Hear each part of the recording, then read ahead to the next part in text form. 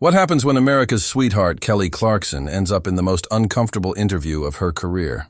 What started as a normal morning show appearance quickly turned into on-air chaos that left viewers shocked and network executives scrambling to control the damage. This is the story of how one simple question about her personal life sparked a confrontation so tense that Kelly Clarkson walked off the Today Show set, leaving Craig Melvin speechless and the production team in panic. If you want to see exactly how this explosive moment unfolded from beginning to end, make sure to subscribe and tell me in the comments what you think really made Kelly lose her patience. The morning began like any other at NBC Studios in New York City.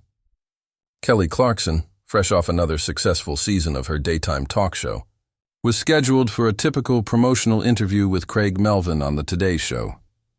She was there to talk about her new album, upcoming tour dates, and her continued success as a TV host. The mood in the studio was upbeat, with crew members chatting casually as they got ready for what everyone assumed would be another cheerful and easy segment. Kelly arrived in great spirits, greeting everyone warmly, making small talk with makeup artists and production assistants. She had always been known for being down-to-earth and genuine with people behind the scenes. Craig Melvin, equally friendly and professional, had his questions prepared and looked eager to talk with one of America's most beloved entertainers. As they sat in their chairs on the famous Today Show set, the bright studio lights came on and cameras started rolling for what was supposed to be a simple 8-minute interview. Everything started perfectly. Creig opened with his usual friendly welcome, introducing Kelly with real enthusiasm and talking about her recent accomplishments. "Kelly, it's always such a pleasure to have you here," he said with a smile. "You've been absolutely killing it with your talk show, and now this new album is amazing. Tell us what inspired these new songs."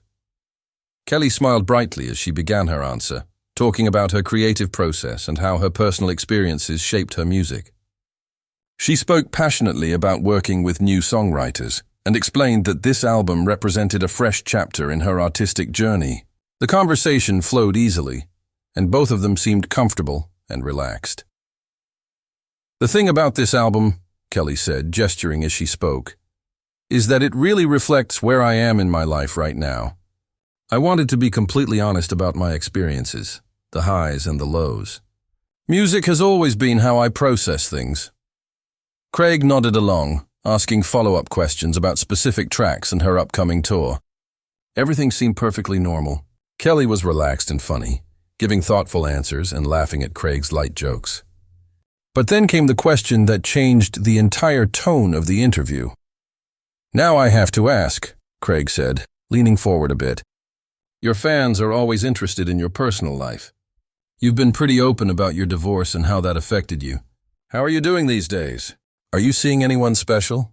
The question sounded harmless, the kind of soft personal question celebrities hear all the time. Kelly kept her smile, but something in her expression shifted slightly. There was a tiny pause before she replied. "You know, Creig, I'm in a really good place right now," she said. Her tone was warm, but there was a subtle edge. "I'm focusing on my kids, my work, and just taking things one day at a time. That's what's healthiest for me right now." Creig either missed the hint or decided to push further. "That's great to hear," he said. "But there have been some rumors going around about you and a certain someone. Any truth to those?" Kelly's face tightened almost invisibly. "I prefer to keep my personal life private, Creig," she replied. "I think my fans understand and respect that boundary." It was polite but firm, a clear signal to move on. Most hosts would have changed the topic. But Creig pressed on. "Of course, privacy is important," he said, smiling. "But your fans love you and want to see you happy. Can you give us even a little hint about what makes Kelly Clarkson happy these days outside of work?"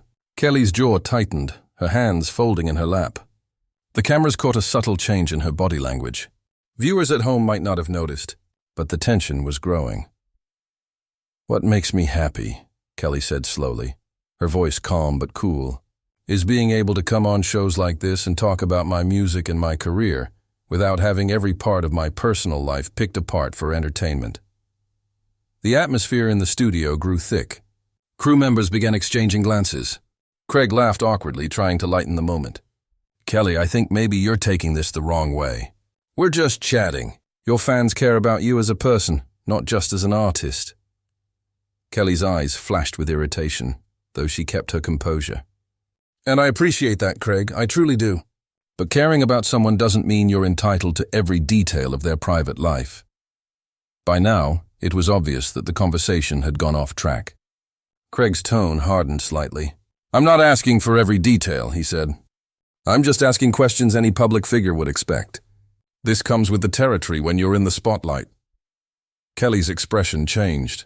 Her patience was wearing thin.